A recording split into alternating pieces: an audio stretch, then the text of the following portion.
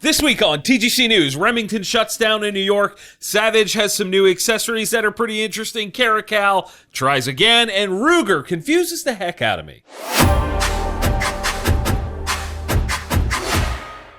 Welcome back to another episode of the Gun Collective News, the only gun news show that covers things that you actually care about.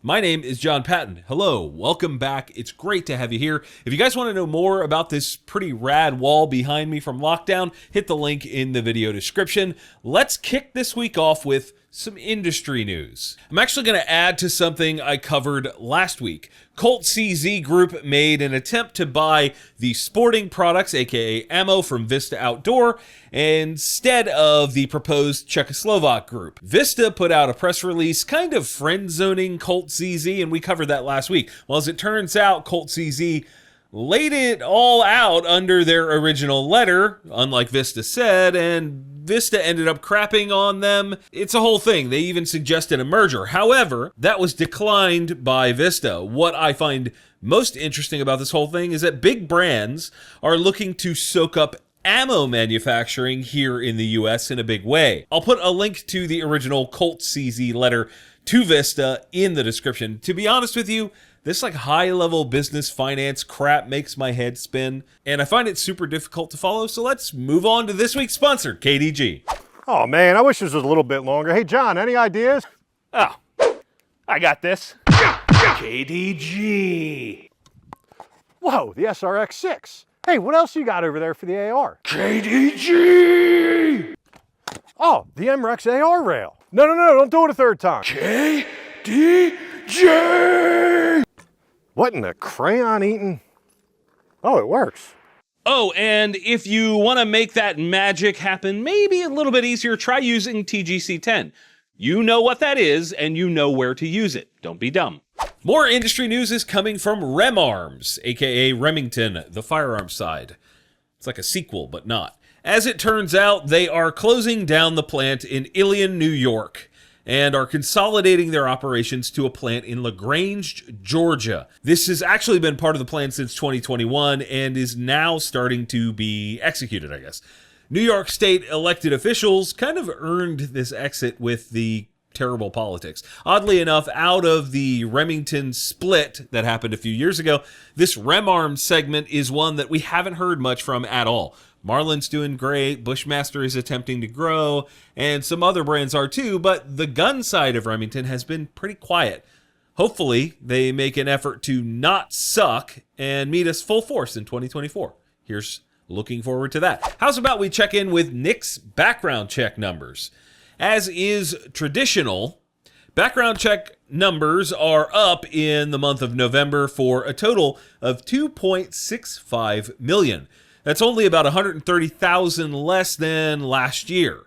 That said, our yearly total right now is just over 27.1 million, meaning in order to match last year's overall number, we would need a December with 4.4 million checks, which is unlikely to happen, barring some crazy political stuff. As always, this number is not a one-to-one for guns sold, but rather a trend indicator. We're actually slightly above 2019 numbers, but falling behind all the years in between.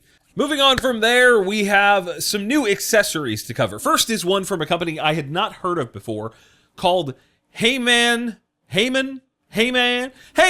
Safe Company. I'll keep it short. The product is called the Minuteman, and it gets mounted in between the studs in your wall. The guns get mounted to the door itself that kind of falls out, and when you enter your code or use the fingerprint sensor, it presents the guns. There are two versions, one big and one slightly bigger, and they start at just shy of $800, which is not cheap at all. I have a few concerns. First and foremost, why is it so expensive if there is zero mention of fireproofing? If it's not fireproof, why does it cost so much? Second, the inside appears to have just some Velcro panels and a bit of foam for the muzzle to sit on. That seems ultra basic for that pricing. And on top of that, when you compare this to something like the Tactical Walls mirror setup, which is a couple $100 less on the low end, and it kind of accomplishes the same thing, and even you get a mirror out of it instead of just this weird thing in the wall. Maybe I'm missing something, though. That will happen. That'll happen. That will happen. Rolling forward, Savage has some new accessories out. First is a bipod for $100 that doesn't look like trash, and the more interesting one is their new line of suppressors they're calling AccuCan. Well, AccuTrigger, AccuCan. Cool.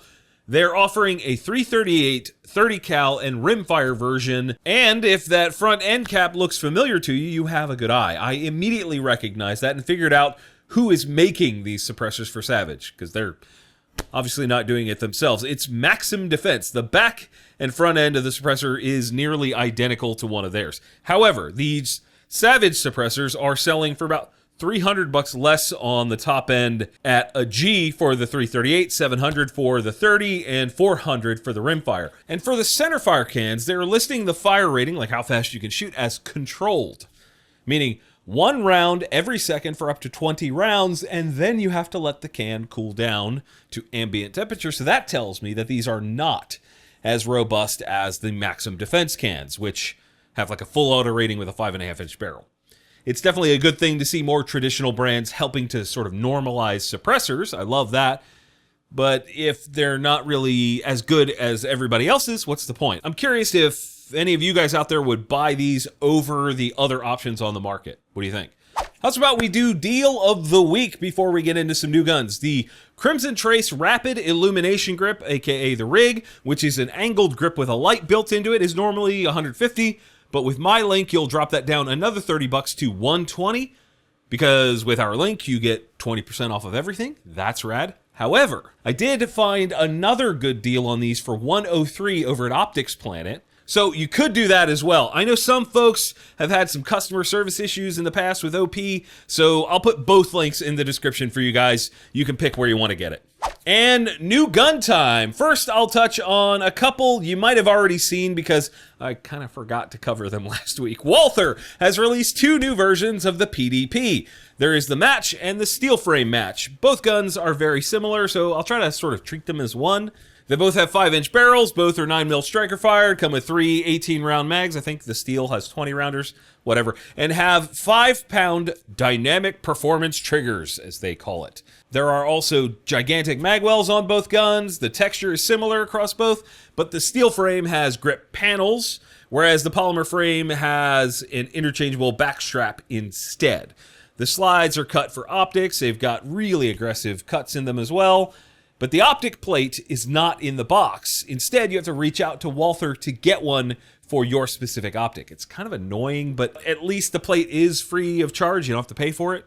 The polymer gun weighs in at just under 27 ounces, with the steel coming in at 41. MSRP on the polymer frame is $1,100, and the steel is a much more hefty $1,900. Now, we already put out a review on these guns, so instead of me like injecting a bunch of opinions, I'm just going to go tell you to watch that, because that's got it all covered. Another new gun this week is from a company some of you may have heard of before, called Caracal USA. Now, they've been around a while, but have struggled to kind of keep their shit together after a massive recall that happened a few years back. This new gun is called the Enhanced F, and it's a full-size striker-fire 9mm with some, I don't know, interesting features. First and foremost, the sights are on the front half of the slide, with the rear sight being built into the slide itself. They claim that this leads to faster sight acquisition. The rear of the slide, where the sight would normally be, has a sort of claw, as they call it, for one-handed manipulations. The mags hold 18 rounds, and it has a swollen-looking trigger dingus. It's weird looking. The bore axis also looks pretty low, which means it'll shoot pretty well. Though this is a so-called full-size pistol, it only has a 4-inch barrel. They do apparently sell a more normal version of the gun with regular sights, and even one with suppressor height sights and a threaded barrel. And to cap it off, the gun is being made here in the United States. Newington, New Hampshire, to be exact, which is right outside of Portsmouth, Maine. MSRP on these is a kind of salty $700. I'll tell you what, there's not a chance in hell I'm paying $700 for a gun without an optic cut in 2023. That's just not a thing. It's not happening. No. I reject your reality and substitute my own. I'd love to get your thoughts on these down in the comments. Another new gun for you guys this week is coming from Ruger. It's part of their Super Red Hawk line, and it's chambered in .22 Hornet. I couldn't tell you why, they chose that cartridge, but in case you didn't know, it slings a 40 grain bullet downrange at roughly 2,800 feet per second out of a 24-inch barrel. This Super Red Hawk has a 9.5-inch barrel, which means the ballistics will be pretty neutered, and you'll see like a lot of fire and unburnt powder coming out. The gun also weighs in at 66 ounces, so recoil will probably be non-existent. Otherwise, it's the same as the other Super Red Hawks. Really nice satin finish, solid build quality, and probably not a horrible trigger for what it is. All for the MSRP of 1,500 points. My immediate thought is that this could be a collector thing, but I don't know. I can't really think of a reason why anyone would run that cartridge over others besides like the classic, because I can, that's why. When compared to 223 Remington, it's about half-inch shorter and about 500 to 600 feet per second slower with the same bullet weight. I suppose it could make a decent varmint gun with like the 35 grain options, because I'm sure you can get them cruising pretty good. Now, if you or someone you know is weird and shoots 22 Hornet, let me know your thoughts down in the comments below. And guys, this is very important to me. Don't forget to go listen to the TGC podcast, where we recently interviewed the owners of Arc Division, Sons of Liberty Gunworks, and JMac Customs. I'd love to get some feedback from you guys on those episodes and see how we can keep them coming, keep more guests that you guys want to listen to on that show. And oh yeah,